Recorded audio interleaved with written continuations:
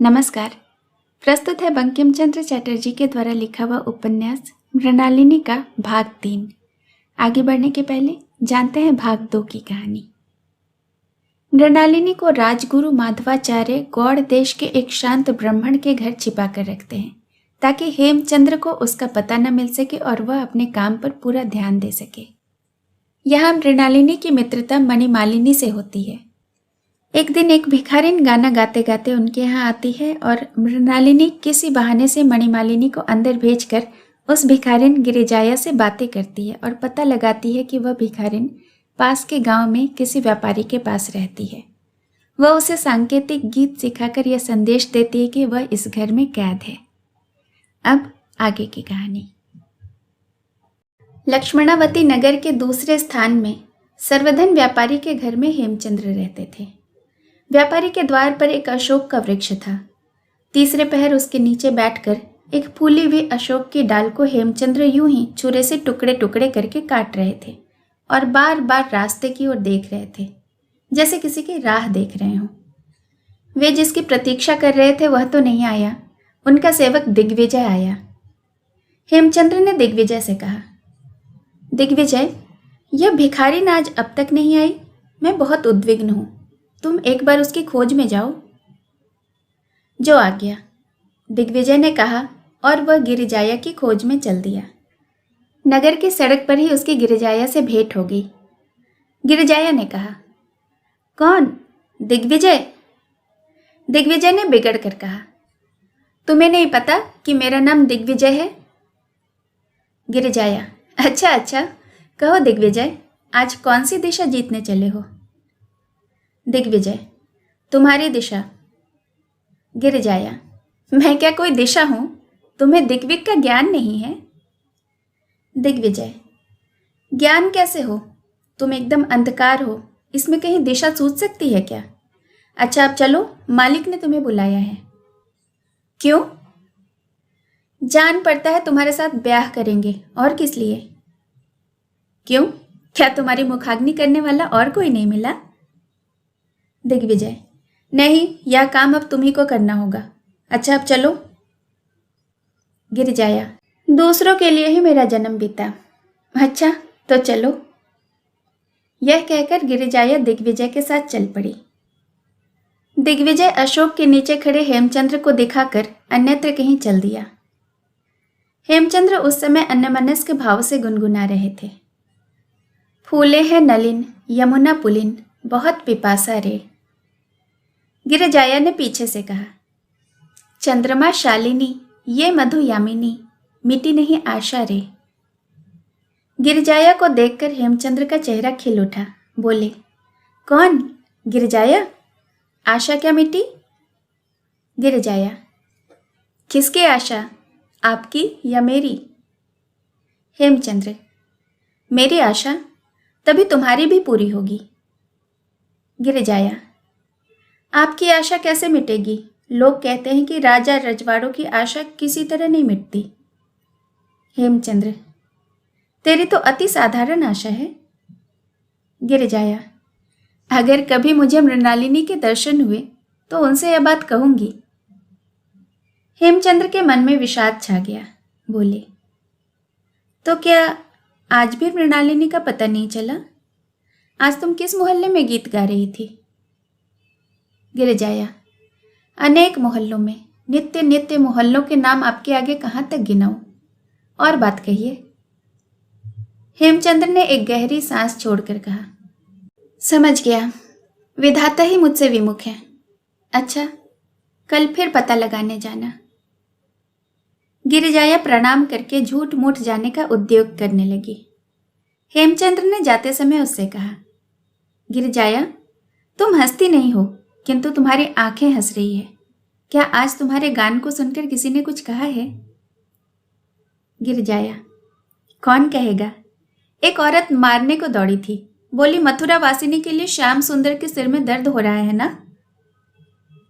हेमचंद्र लंबी सांस छोड़कर अस्फुट स्वर में जैसे स्वयं से कहने लगे, इतना यत्न करने पर भी अगर पता न पाया तो अब और आशा करना व्यर्थ है। क्यों व्यर्थ समय नष्ट करके अपने काम को और चौपट करूं? गिरिजाया, कल मैं तुम्हारे नगर से विदा हो जाऊंगा। तथास्तु कहकर गिरिजाया गुनगुनाने लगी। सुनी जाओ चली बाजे रे मुरली, बन बन एका रे। हेमचंद्र ने कहा, यह गाना बंद करो, कुछ और गाओ ना। गिरिजाया ने गाया, ये फूल फुटिल सखी गृह तरु शाखे, केन रे पवना उड़ली ताके। अर्थात सखी, यह फूल तो घर के वृक्ष की डाल पर खिला था, उसे पवन ने क्यों उड़ाकर दूर फेंक दिया। हेमचंद्र ने कहा, हवा में जो फूल उड़ जाता है उसके लिए दुख क्या, कोई अच्छा सा गीत गाओ। गिरिजाया ने कहा, कंटके गठिल विधि मृणाल अधमे, जले तारे डुबाइल पीड़िया मर में। हेमचंद्र, क्या क्या क्या कहा, मृणाल क्या।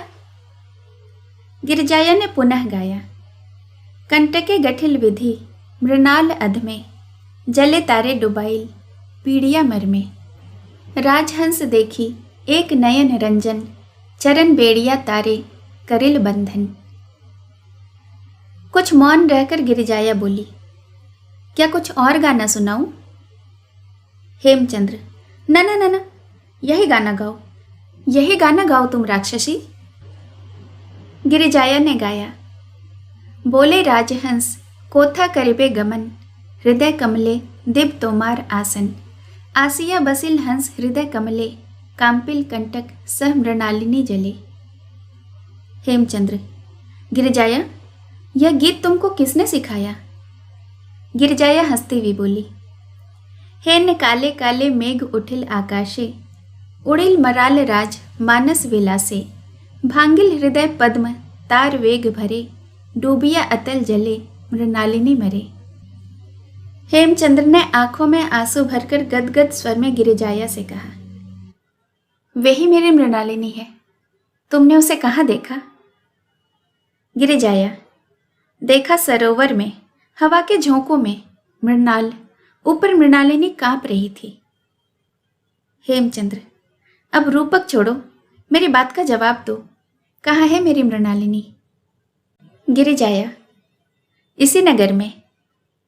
हेमचंद्र ने कुछ रुष्ट होकर रूखे स्वर में कहा, सो तो मैं बहुत दिनों से जानता हूं कि इसी नगर में है, लेकिन किस जगह।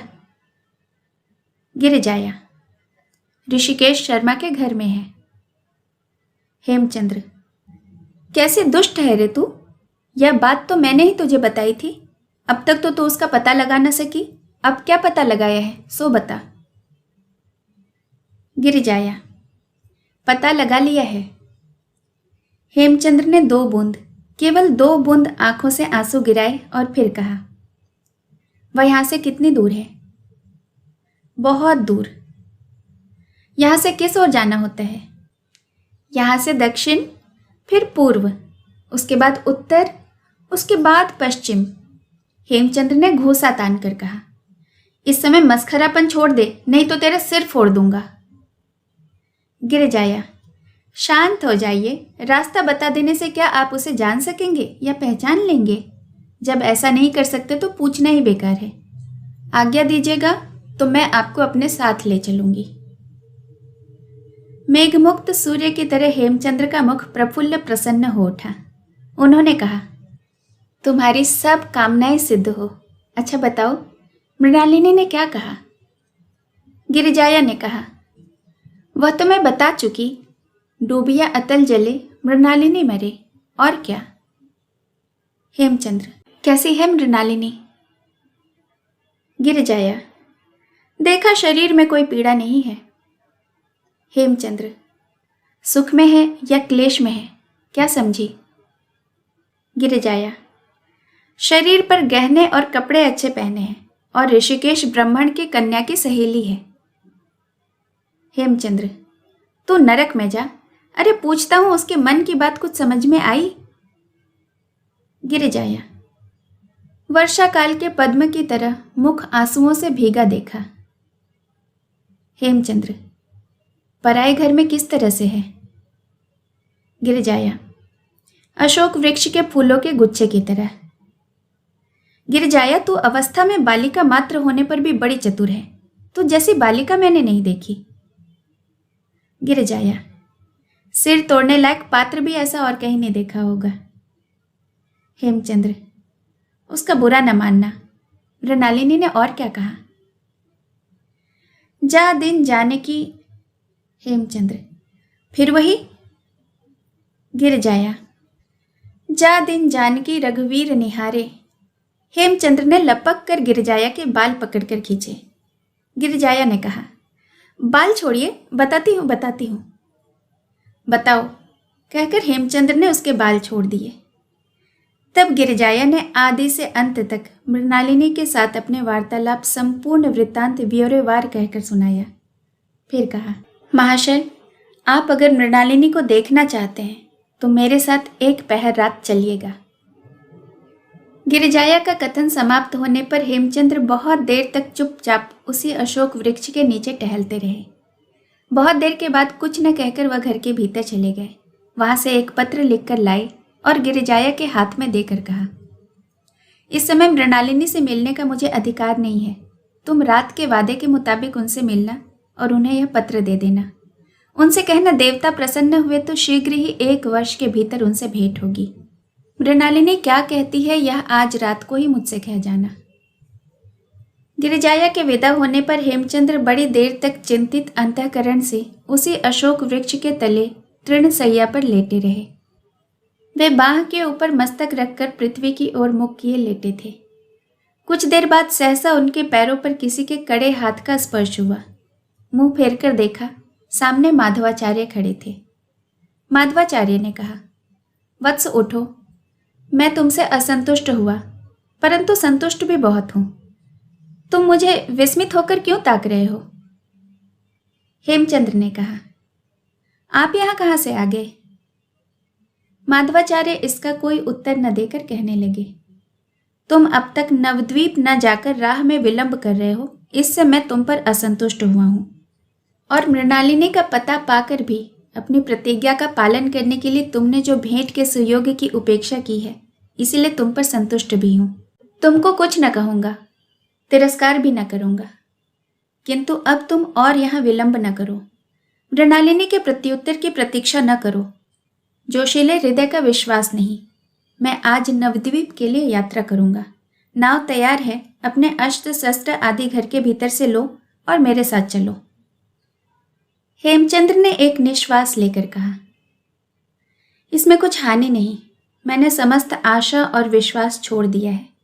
चलिए, किंतु आप इच्छानुसार सर्वत्र जाने की शक्ति रखते हैं या अंतर्यामी हैं? इतना कहकर वह फिर घर के भीतर चले गए और गृहस्वामी व्यापारी से विदा होकर अपना सब सामान एक सेवक के कंधे पर लाद कर माधवाचार्य के पीछे चल दिए। मृणालिनी और गिरिजाया दोनों में से कोई भी अपने वादे को नहीं भूली। दोनों एक पहर रात गए ऋषिकेश के घर पर आकर मिली। मृणालिनी ने गिरिजाया को देखते ही कहा, हेमचंद्र कहाँ हैं? गिरिजाया ने कहा, वे नहीं आए। नहीं आए? ये शब्द मृणालिनी के हृदय को प्रकंपित कर गए। क्षण भर दोनों चुप रहीं। इसके बाद मृणालिनी ने पूछा, क्यों नहीं आए? गिरिजाया, सो तो नहीं जानती, यह पत्र दिया है। इतना कहकर गिरिजाया ने मृणालिनी के हाथ में हेमचंद्र का पत्र दे दिया। मृणालिनी ने कहा, इसे किस तरह पढ़ूं? घर में जाकर दीपक जलाकर पढ़ने से तो मणिमालिनी जाग उठेगी। गिरिजाया ने कहा, अधीर न हो, मैंने दीपक, तेल, चकमक पत्थर और शोला आदि सब सामान ला रखा है। अभी रोशनी जलाती हूँ। गिरिजाया ने फुर्ती से आग पैदा करके दीपक जलाया। चकमक पत्थर रगड़ने का शब्द घर में रहने वाले एक आदमी के कानों में पहुंचा और दीपक का प्रकाश भी उसने देख लिया। गिरिजाया के दीपक जलाने पर मृणालिनी ने पत्र को पढ़ा। मृणालिनी, क्या कहकर तुमको पत्र लिखना शुरू करूं? तुम मेरे लिए घर बार छोड़कर, अपना डेरा छोड़कर पराए घर में कष्ट के दिन काट रही हो। यद्यपि देव की कृपा से तुम्हारा पता लगा पाया हूं, तथापि तुमसे भेंट नहीं की। इससे यह तो न समझोगी कि मेरे मन में तुम्हारे प्रति प्रेम नहीं है? कोई और स्त्री होती तो ऐसा ख्याल करती, तुम न करोगी।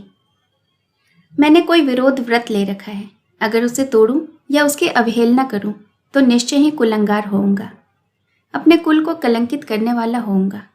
उस व्रत को साधने के लिए मैं गुरु के निकट प्रतिज्ञा में बंधा हुआ हूँ। वह प्रतिज्ञा यह है कि एकांत स्थान पर मैं तुमसे भेंट नहीं करूँगा। मैं निश्चित रूप से जानता हूँ कि तुम भी यह नहीं चाहोगी कि मैं तुम्हारे लिए अपनी प्रतिज्ञा को तोड़ूं। अतएव 1 वर्ष किसी तरह काट डालो। इसके बाद ईश्वर प्रसन्न हुए तो शीघ्र ही तुमको राजपुत्र की पत्नी राजरानी बनाकर अपने सुख को संपूर्ण करूँगा। इस कमसिन किंतु तेज बुद्धि वाली बालिका के हाथ इस पत्र का उत्तर भेजना। इति। मृणालिनी पत्र पढ़कर गिरिजाया से बोली, गिरिजाया, मेरे पास तो कागज कलम स्याह कुछ भी नहीं है जिससे पत्र लिखूं। तुम मौखिक रूप से ही मेरा प्रत्युत्तर ले जाओ। तुम मेरी विश्वासी हो। मैं तुमको पुरस्कार स्वरूप अपने अंग का यह गहना देती हूं। गिरिजाया ने कहा, आपका उत्तर किसके पास ले जाऊंगी? उन्होंने तो पत्र देकर मुझे विदा करते समय कह दिया था कि आज रात को ही उत्तर लाकर मुझे देना, और मैंने स्वीकार भी कर लिया था। आते समय मैंने सोचा शायद तुम्हारे पास रखने की कोई सामग्री न हो, इसी से सब सामान लेने के लिए फिर मैं उनके पास गई, लेकिन वे मिले ही नहीं। सुना है शाम को ही नवद्वीप चले गए। मृणालिनी, नवद्वीप? गिरिजाया, हाँ, नवद्वीप। मृणालिनी, शाम को ही? हाँ, शाम को ही। सुना है उनके गुरु आकर उन्हें अपने साथ ले गए। मृणालिनी, माधवाचार्य? माधवाचार्य ही मेरे लिए काल हैं। मृणालिनी ने फिर बहुत देर तक सोचकर कहा, तुम जाओ गिरिजाया, अब मैं घर के बाहर नहीं ठहरूंगी। गिरिजाया ने कहा, अच्छा, मैं जाती हूँ। इतना कहकर गिरिजाया विदा हुई। उसका धीरे धीरे गीत गुनगुनाना सुनते सुनते मृणालिनी ने घर के भीतर प्रवेश किया। मृणालिनी घर के भीतर प्रवेश करके द्वार बंद करने का उद्योग कर ही रही थी कि इतने में पीछे से किसी ने उसका हाथ पकड़ लिया। मृणालिनी चौंक उठी। हाथ पकड़ने वाले ने कहा, यह बात है सती साध्वी, अब की बार फंदे में पड़ गई हो। यह तुम्हारा अनुग्रहित आदमी कौन है, क्या मैं सुन सकता हूं? मृणालिनी ने क्रोध से कांपते हुए स्वर में कहा, कौन? व्योमकेश, ब्राह्मण कुल के कलंक, हाथ छोड़। व्योमकेश ऋषिकेश शर्मा का बेटा था। यह आदमी घोर मूर्ख और दुष्चरित्र था। यह मृणालिनी के ऊपर विशेष रूप से अनुरक्त था और उसकी अभिलाषा पूर्ण होने की कोई संभावना नहीं है, यह जानकर बल प्रयोग का इरादा कर चुका था। किंतु मृणालिनी प्रायः मणिमालिनी का साथ नहीं छोड़ती थी। इस कारण व्योमकेश को अब तक इसका मौका नहीं मिला था। मृणालिनी की झिड़की के जवाब में व्योमकेश ने कहा, हाथ क्यों छोड़ूं? भला हाथ आने पर भी कहीं हाथ छोड़ा जाता है? छोड़ने छाड़ने का काम क्या है भाई? मैं अपने मन का दुख कहूं? क्या मैं मनुष्य नहीं हूं? अगर एक आदमी का मनोरंजन किया है तो दूसरे का क्यों नहीं कर सकती? मृणालिनी, कुलंगार, अगर तूने हाथ न छोड़ा तो मैं अभी चिल्लाकर सब लोगों को जगाती हूं। व्योमकेश, जगाओ। मैं कहूंगा कि यह किसी के साथ अभिसार कर रही थी, मैंने इसे पकड़ा है। मृणालिनी, तू नरक में जा। यह कहकर मृणालिनी बल प्रयोग करके हाथ छुड़ाने की चेष्टा करने लगी, किंतु कृतकार्य न हो सकी। व्योमकेश ने कहा, अधीर न हो, अपना मनोरथ पूर्ण होते ही मैं तुमको छोड़ दूंगा। इस समय तुम्हारी सखी मणिमालिनी कहाँ है? मृणालिनी, मैं तुम्हारी बहन हूं। व्योमकेश, तुम मेरे साले की बहन हो, मेरे ब्राह्मणी के भाई की बहन हो, मेरी प्राणाधिकार राधिका, सर्वार्थ साधिका हो। यह कहते हुए व्योमकेश मृणालिनी को खींचता हुआ ले चला। जब माधवाचार्य ने मृणालिनी का हरण किया था तब भी उसने स्त्री सुलभ शोरगुल नहीं किया था। इस समय भी वह नहीं चिल्लाई। मृणालिनी अब और अधिक नहीं सह सकती थी। मन ही मन लाखों ब्राह्मणों को प्रणाम करके उसने व्योमकेश को जोर से एक लात मारी। व्योमकेश ने लात खाकर कहा, अच्छा अच्छा, मैं धन्य हो गया। इस चरण के स्पर्श से मुझे मोक्ष प्राप्त होगा। सुंदरी, तुम मेरी द्रौपदी हो, मैं जयद्रथ हूं। किसी ने पीछे से कहा, और मैं तुम्हारा अर्जुन हूं। अकस्मात व्योमकेश चित्कार उठा, राक्षसी, तेरे दांत में विष है क्या? इतना कहकर व्योमकेश ने मृणालिनी का हाथ छोड़ दिया और अपने पीठ पर हाथ फेरने लगा। स्पर्श के अनुभव से उसे मालूम हुआ कि पीठ से धारा प्रवाह रक्त निकल रहा है। मृणालिनी हाथ छूटने पर भी वहां से भागी नहीं। वह भी उस समय व्योमकेश की ही तरह विस्मित हो रही थी। कारण उसने तो व्योमकेश की पीठ पर काटा नहीं था। भालू का सा यह काम वह नहीं कर सकती थी, किंतु उसी समय नक्षत्रों के प्रकाश में ठिगने कद की बालिका मूर्ति को उसने अपने सामने से हटते हुए देख लिया। यह गिरिजाया थी। गिरिजाया ने उसकी धोती का छोर खींचकर धीरे से कहा, भाग चलो, और वह स्वयं भाग गई। भागना मृणालिनी का स्वभाव न था। वह भागी नहीं। व्योमकेश आंगन में खड़ा अंतर्नाद कर रहा था। उसके कातर वचन सुनकर मृणालिनी गजेंद्र गति से अपने शयन कक्ष की ओर बढ़ी, किंतु उस समय व्योमकेश के अंतर्नाद से घर के सभी लोग जाग उठे थे। ऋषिकेश ने अपने पुत्र को इस तरह रोते चिल्लाते देखकर पूछा, क्या हुआ? सांड की तरह क्यों चिल्ला रहे हो? व्योमकेश ने कहा, मृणालिनी अभिसार हेतु गई थी, मैंने उसे पकड़ लिया, इसी से मेरी पीठ पर बड़े जोर से काट खाया है। ऋषिकेश पुत्र के कुकर्म के बारे में कुछ नहीं जानते थे। मृणालिनी को आंगन से दालान पर चढ़ते देखकर उन्हें अपने पुत्र की बात पर विश्वास हो गया, लेकिन वहां पर उस समय उन्होंने मृणालिनी से कुछ नहीं कहा। चुपचाप उस गजेंद्र गामिनी के पीछे पीछे उसके शयनगार में उपस्थित हुए। मृणालिनी के साथ साथ उसके शयनगार में आकर ऋषिकेश ने गंभीरता से कहा, मृणालिनी, तुम्हारा यह कैसा चरित्र है? मृणालिनी, कैसा है मेरा चरित्र? ऋषिकेश, तुम किसकी लड़की हो, तुम्हारा चरित्र कैसा है, मैं यह सब कुछ नहीं जानता। केवल गुरुदेव के अनुरोध से मैंने तुम्हें अपने घर में स्थान दिया। तुम मेरी लड़की मणिमालिनी के साथ एक बिछौने पर सोती हो। तुम्हारी यह कुल्टा वृत्ति क्या है? मृणालिनी, मुझे जो कुल्टा कहता है वह मिथ्यावादी है। ऋषिकेश के होठ क्रोध से कांप उठे। बोले, क्या कहा पापिन? मेरा ही अन्न खाकर पेट भरेगी और मुझसे ही दुर्वाक्य कहेगी? तू मेरे घर से दूर हो जा। माधवाचार्य इससे भले ही क्रोध करें, लेकिन मैं ऐसी पापिन को अपने घर में न रख सकूंगा। मृणालिनी, जो आज्ञा। कल सवेरे आप मुझे यहां न देख सकेंगे। ऋषिकेश समझते थे कि अब उनके घर से निकलने पर मृणालिनी आश्रयहीन हो जाएगी, अतः वह ऐसा उत्तर नहीं दे सकती। किंतु मृणालिनी निराश्रय होने की आशंका से कुछ भी नहीं डरी।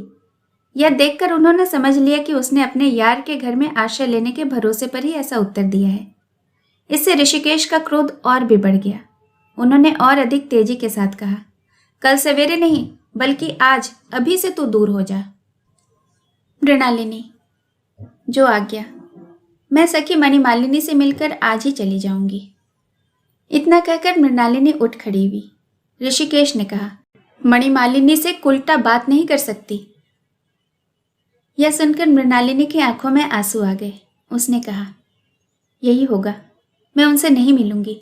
मैं कुछ लेकर नहीं आई थी, कुछ लेकर जाऊंगी भी नहीं। एक वस्त्र से आई थी, उसी वस्त्र से जाती हूँ। आपको प्रणाम करती हूँ। इतना कहकर और भी कुछ कहे बिना ही मृणालिनी शयनगार से बाहर निकल गई। घर के और लोग जैसे ही व्योमकेश के चीखने चिल्लाने से जाग उठे थे, वैसे ही मणिमालिनी भी बिछौने से उठ गई थी।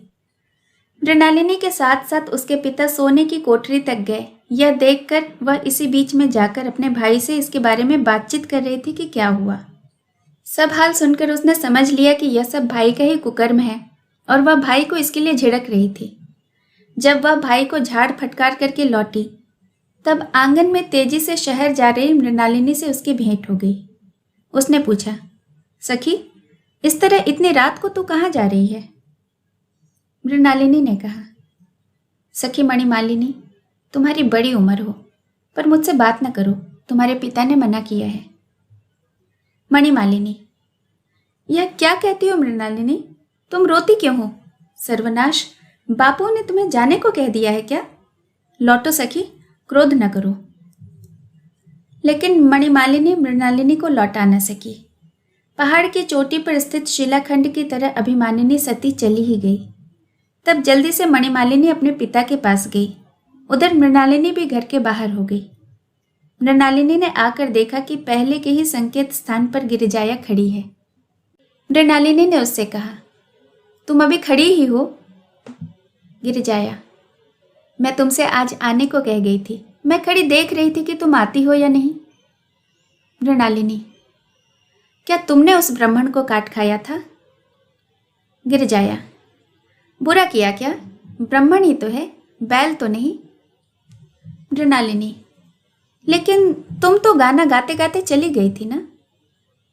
गिरिजाया, उसके बाद तुम दोनों की बातचीत का स्वर सुनकर लौट भी आई थी। उसे देखकर याद आया कि इस आदमी ने एक दिन मुझे काला चींटा कहकर ठट्ठा किया था। उस दिन मैं डंक नहीं मार पाई थी, यह बदला बाकी था, सो आज मौका देखकर काट लिया। अच्छा, अब तुम कहाँ जाओगी? मृणालिनी, तुम्हारे रहने का कोई घर है? गिरिजाया, है, पत्तों की छाई झोपड़ी है। वहाँ और कौन रहता है? एक बुढ़िया भर है, उसे मैं आई कहती हूँ। चलो, मैं तुम्हारे घर चलूँगी। गिरिजाया, चलो, मैं भी यही सोच रही थी। इसके बाद दोनों चल दी। गिरिजाया ने चलते चलते कहा, लेकिन वह तो झोपड़ी है, वहाँ कितने दिन रह सकोगी?